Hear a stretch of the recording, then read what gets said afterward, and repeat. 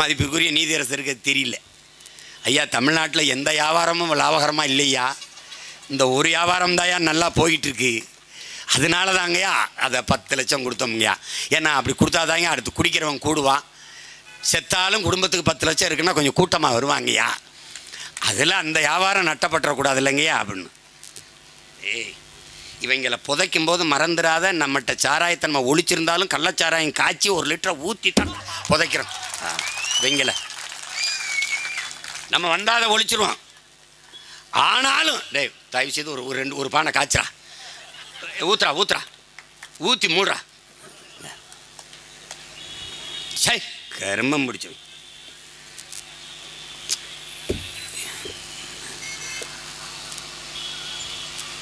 அப்ப செய்தி அரசியல் மட்டும்தான் இவர்கள்ட்ட இருக்கு. இப்ப பாருங்க, ஒரு சேவை செயல் அரசியல் இருந்திருந்தால் மக்களை கூட்டிக் கொண்டு ஒரு இடத்துல குவிக்க வேண்டிய தேவை இருக்கா? அவர்களுக்கு இப்படி 3000 4000 5000 என்று பணம் கொடுக்க வேண்டிய தேவை இருக்கா? சிறந்த சேவை இருந்தால் அந்த தலைவனை போற்றி மக்கள் அவர்களுக்கே வாக்கு செலுத்துவார்கள். இங்கே காசு கொடுக்காமல் வென்றவர்கள் இல்லையா? இருக்கிறார்கள். மதுரையிலே போட்டியிட்ட ஐயா பிடிஆர் பழனிவேல்ராஜனுடைய மகன், நம்ம அன்பு சகோதரர் பிடிஆர் தியாகராஜன் அவர்கள் ₹1 வாக்குக்கு காசு கொடுக்காமல் வென்றார். காரணம், அவர்கள் அப்பா காலத்திலிருந்து அவர்கள் அந்த மக்களுக்கு செய்த சேவை, வேலை, இவர் படித்தவர், நல்லா நிர்வாகம் செய்வார் என்ற மக்களுக்கு இருந்த நம்பிக்கை, ₹1 காசு வாங்காம வேலை செஞ்சார். அதே மாதிரி காங்கிரஸ் கட்சியிலே திருச்சியிலே போட்டியிட்ட எங்களுடைய மதிப்பிற்குரிய மாமா திருநாவுக்கரசு அவர்கள் ₹1 காசு கொடுக்கல, 4,50,000 வாக்கு வித்தியாசத்தில் ஜெயித்தார்கள். குப்பைகளுக்கு இடையிலே இந்த மாணிக்கங்கள் கிடைக்கும்போது வெறும் மாணிக்கங்கள் ஜொலிக்காதா, மின்னாதா, வெல்லாதா? என்னது? அப்ப நம்ம என்ன செய்யணும்? சேவை அரசியலுக்கு வரணும், செயல் அரசியலுக்கு வரணும். இங்கே என்ன இருக்குது? கட்சி அரசியல், தேர்தல் அரசியல், இதான் நடக்குது. கட்சி அரசியல் என்ன செய்யும்? ஒரு மாவட்ட செயலாளர் இவ்வளவு கொடுக்கணும், ஒரு ஒன்றிய செயலாளர் இவ்வளவு கொடுக்கணும், ஒரு மந்திரி இவ்வளவு கொடுக்கணும். அப்படின்னா என்ன பண்ணும்? அங்கங்கே கல்குவாரி போட்டுக்கிறது, மண்ணள்ளி வித்துக்கிறது, எல்லாம் வேணாலும் செஞ்சுக்க, கள்ளச்சாராயம் காய்ச்சிக்க, எது பண்ணாலும் பண்ணிக்க, இல்லீகலாக எந்த பிஸ்னஸ் எது வேணாலும் பண்ணிக்க, எனக்கு கப்பம் கட்டிடு கட்சி. இதில் பல ஆயிரம் கோடி, 509 கோடி ஐயா மார்ட்டின் திமுக கொடுத்துக்க. கட்சி லாட்ரி வித்தது, கட்சி லாட்ரி வித்து நடத்துறது, இந்த மாதிரி சூதாட்டத்தில் வர்ற காசை வச்சு நடத்துறது. அரசு போதைப்பொருள் சாராயம் வித்து வர்ற காசில் நடத்துறது. எப்படிப்பட்ட ஆட்சி? இதுக்கு பேர் திராவிட மாடல். திராவிட மாடல். ஒரு நாள் தப்பித்தவறி இவர்களுக்கு சிலை வைக்க வேண்டிய நிலைமை நமக்கு வந்ததுன்னா, திராவிட மாடல்களின் நாயகர்கள் அலிபாபாவும் 40 திருடர் மாதிரி திருடர்கள் முன்னேற்ற கழகத்தின் தலைவர்கள் இவங்க தான்.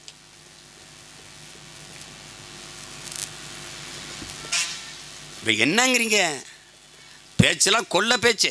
திமுக ஐயோ ஐயோ ஐயோ திமுக, அது நான் நீட்டை கொண்டு மோடி இப்படி பண்ணிட்டார் அப்படி பண்ணிட்டாருன்னு கத்தி அடித்தவர் கையில் கொடுத்தது இவங்க தான். இப்போ குத்துறாரு கொலை பண்ணுறாரு, குத்துறாரு கொலை பண்ணுறாருன்னு கத்துறாங்க. எதை பற்றியுமே பேச தகுதியோ நேர்மையோ இல்லை. திடீர்னு அருமை சகோதரர் ராகுல் காந்தி வந்து சாதி வாரி கணக்கெடுப்பு எடுக்கணுங்கிறார். நேத்தான கட்சி ஆரம்பித்து இன்றைக்கி எம்பி ஆயிருக்காரு. விடுதலை பெற்ற இந்தியாவை 1/2 நூற்றாண்டுகளாக ஆண்டவர்கள் அவர்கள்தான்.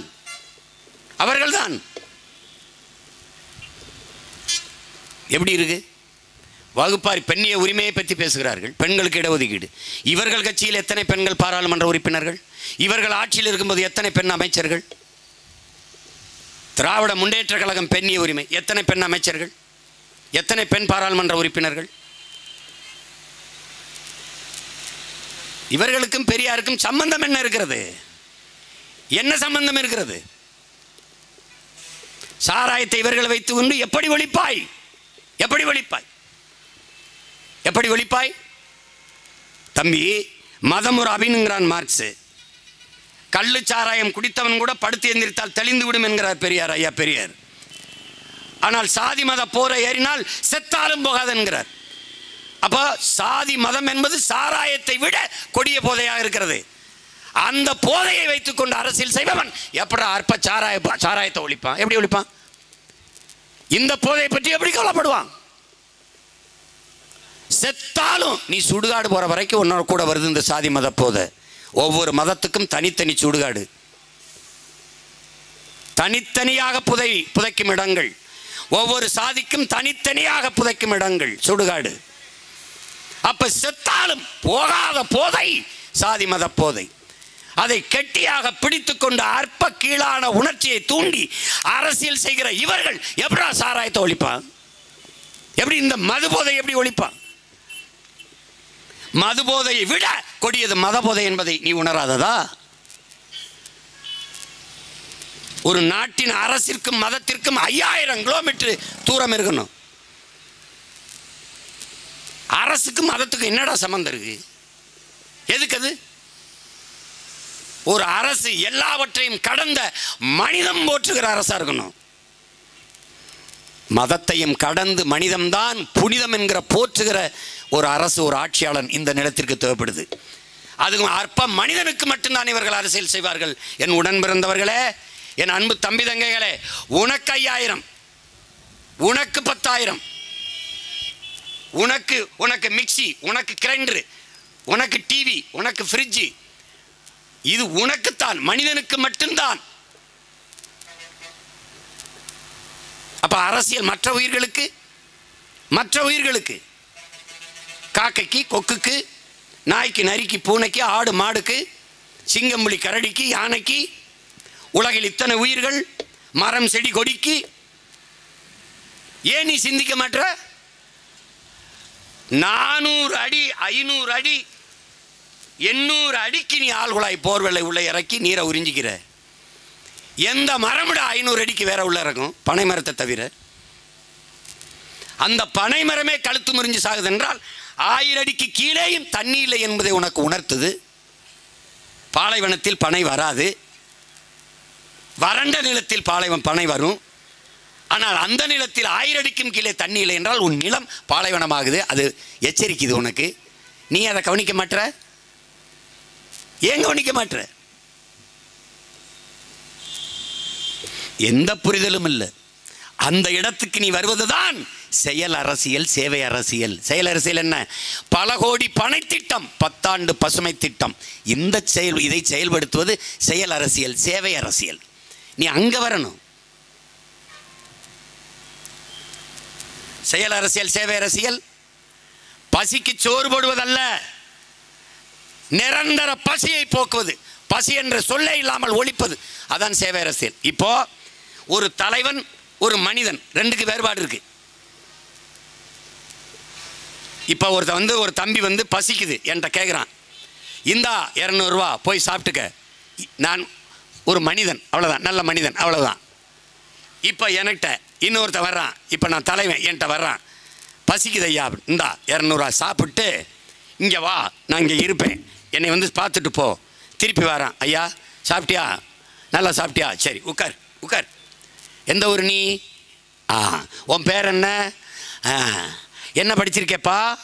பிஏ படிச்சிருக்கியா? அப்பா என்ன வேலை செய்கிறாங்க? விவசாயி. சரி சரி சரி சரி. அப்படியா? இப்போ ஏன் உனக்கு சாப்பிடல? காசு இல்லை, வேலை இல்லை.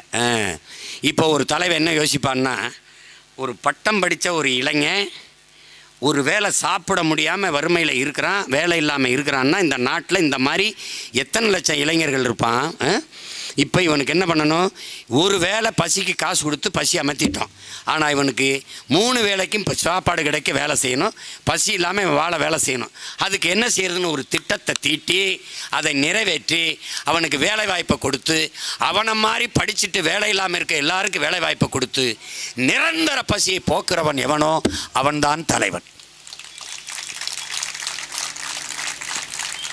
இவர்கள் அரசியல்வாதிகள் தேர்தலை மட்டுமே சிந்திப்பார்கள், தேர்தலில் எப்படி வெற்றி பெறுவது என்பதே சிந்திப்பார்கள்.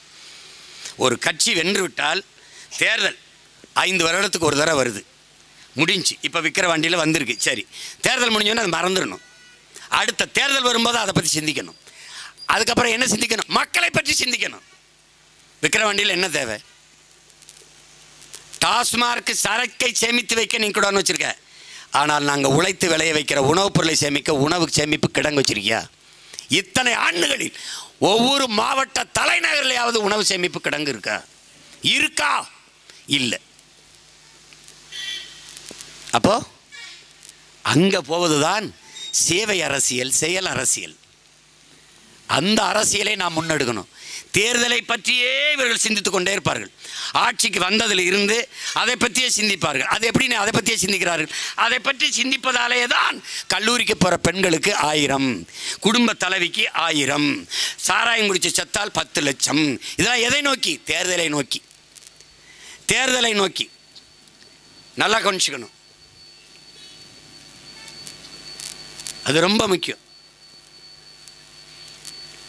அப்போ நம்ம அரசியல் மாற்றத்திற்கு போராடணும். நம்ம வேற அரசியலை செய்யணும். இந்த அரசியலை அழிச்சிடணும். தம்பி புரட்டாசுரி சொல்லுவான்ல, நீங்கள் தப்பு தப்பான்றீங்க, அழிச்சிட்டு முதல்ல இருந்துங்க, நான் முதல்ல இருந்து சாப்பிட்றோம், முதல்ல இருந்து என்னங்க, அது மாதிரி இதை அழிச்சிட்டு நம்ம முதல்ல இருந்து 1, 2 எழுதணும். அதனால தான் அடிப்படை அமைப்பு அரசியல் மாற்றமே எங்கள் இலக்குன்னு சொல்றது காரணம் அதுதான். எல்லாவற்றையும் மாற்றணும். நிர்வாக முறையே மாற்றணும். இந்த காவலர்கள்லாம் மழையில் நனைஞ்சிக்கிட்டு எதுக்குன்னு சொல்லு. நிறைந்த தீவிரவாதிகளுக்கு இடையில், பயங்கரவாதிகளுக்கு இடையில் கூட்டம் நடக்குதா? அப்படிலாம் ஒன்றும் இல்லையே. சொந்தக்காரங்களுக்கு இடையில் உட்காந்து பேசிட்டு இருக்கிறோம். நான் சொல்கிறேன், நீ சிரிக்கிற. 6 மணி நேரம் தான் பெண் காவலருக்கு வேலை கொடுப்பேன். 8 மணி நேரம் தான் ஆண் காவலர்களுக்கு. பிள்ளைகளை நான் படிக்க வைப்பேன், அம்மா அப்பாவுக்கு நான் வைத்தியம் பார்ப்பேன். அவனுக்கு 10,000 ரூபா காவலர்களுக்கு சம்பளம் கொடுத்தா செலவழிக்க ஒன்றும் இருக்காது. எல்லாத்தையும் நான் பார்ப்பேன். விவசாயம் நானே செய்வேன். என்ன வேணுமோ எல்லாம் கிடைக்கும். என்ன படிக்க என் பிள்ளைகள் விரும்புதோ படிக்க வைப்பேன். வாரம் ஒரு முறை விடுமுறை. சனிக்கிழமை இந்த காவலர் எடுத்துட்டாரா, அவருக்கு அடுத்த வாரம் ஞாயிற்றுக்கிழமை சுழற்சி முறையில் விடுமுறை. நீ குற்றம் நடந்த பிறகு அதை போய் பார்த்து கைது பண்ணி சட்டத்துக்கு முன்னாடி நிறுத்தி தண்டனை பெற்று கொடுக்குற காவலர்கள், அந்த படை தான் இங்கே இருக்குது. ப்ரிவென்டிவ் ஃபோர்ஸ், குற்றம் நடப்பதற்கு முன்பே கண்டுணர்ந்து தடுக்கிறதுக்கான ப்ரிவென்டிவ் ஃபோர்ஸ், முன் தடுப்பு, குற்றம் நடக்கிறதுக்கு முன்பே தடுக்கிற காவல் படையை நான் எடுப்பேன். அவனுக்கு எந்த தகுதியும் கிடையாது. உடற்தகுதி, அப்படி பாடி பில்டிங்கு, படிச்சிருக்கியா, குள்ளமாக இருக்கியா, ஒல்லியா, ஓமக்குச்சி நரசிம்மன் மாதிரி இருக்கிறவனுக்கும் போலீஸ் வேலை, குள்ளமணி மாதிரி இருக்கிறவனுக்கும் போலீஸ் வேலை. இந்த கூட்டத்தில் 4 பேர் உட்காந்துருப்பேன். யாராவது பொம்பளை பிள்ளைய பிடிச்சின்னு வச்சுக்க, இப்படி கிள்னேன்னு வச்சுக்க, நீ வாங்கம்பா, நீங்கள் வாங்கங்க, வண்டி அங்கே தான் நிற்கும், வாங்க அப்படின்னு அந்த வண்டிக்கிட்ட பண்ண போடா, அப்புறம் தான் தெரியுவேன் போலீஸுன்னு. நீ இந்த நிற்கிற தம்பியை பார்க்கும்போது ஒரு அட்டாக் கட்டிங் வெட்டி அப்படி வெட்டி இப்படி இப்படி நிற்கிறான் பாரு. சீருடை இல்லாத காவலர்களை இறக்கிறோம் 10,000 பேரை. நீ எங்கேயும் தப்பிக்க முடியாது ராஜா. எல்லாரும் மாதிரியும் என் தங்கச்சியை சடை பின்னி பூ வச்சுக்கிட்டு அப்படியே நிற்கிங்க. அது பாட்டு கோயிலா, அங்கே ஒரு 10 பெண் போலீஸு, அங்கே ஆண் காவலர்கள். சீருடை இருந்தால் தானே ராஜா நீங்கள் கண்டுபிடிப்பா. ஆள் ஃபிட்டாக அப்படி நெஞ்சில் அட்டாக்கிட்டா கொஞ்சம் 10 போலீஸ் மாதிரி இருக்குது, பார்த்து கவனம் அப்படின்னு கண்டே பிடிக்க முடியாது. நீ இப்போ நான் சொல்லிட்டேன்னு நினைக்கிறியா, அப்போ கூட நீ கண்டுபிடிக்க முடியாது. ஊட விட்டுருவேன். தேட்டர்னா 4-5 பேரை உட்கார விட்டுருவேன். ஒரு சேட்டை பண்ண முடியாது, தூக்கிடுவான். வண்டி உள்ள வச்சு கொன்னே வருவான். அவனு பாரு பார்ப்போம், பண்ணிடு பார்ப்போம், பண்ணிவிடு. இவங்கள மாதிரியாடா குடிக்க போகும்போது காரில் போகலாம், குடிச்சிட்டு கார் ஓட்டி வரக்கூடாது. அப்போ என்ன பண்ணணும், அங்கே ஒரு ஆம்புலன்ஸை நிறுத்துறா, அங்கே ஒரு அரசு வண்டியை நிறுத்து. நீ தான் குடிகாரல் என்று சொல்லக்கூடாது, மதிப்பிரியர்களை காப்பாற்று. அவன் தான் நாட்டை காப்பாற்றிக்கிட்டு இருக்கான். ஒரு பையன் டாஸ்மார்க்குன்னு ஒரு படம் எடுத்தான் தம்பி. அதில் ஒருத்தன் பேசுவான், மச்சான் குடித்தா நாம தாண்டா தள்ளாடுறோம், குடிக்கலைன்னா நாடு தள்ளாடிடும்டா அப்படின்னா. அதுதான் இவருடைய அட்மினிஸ்ட்ரேஷன், நிர்வாகம்.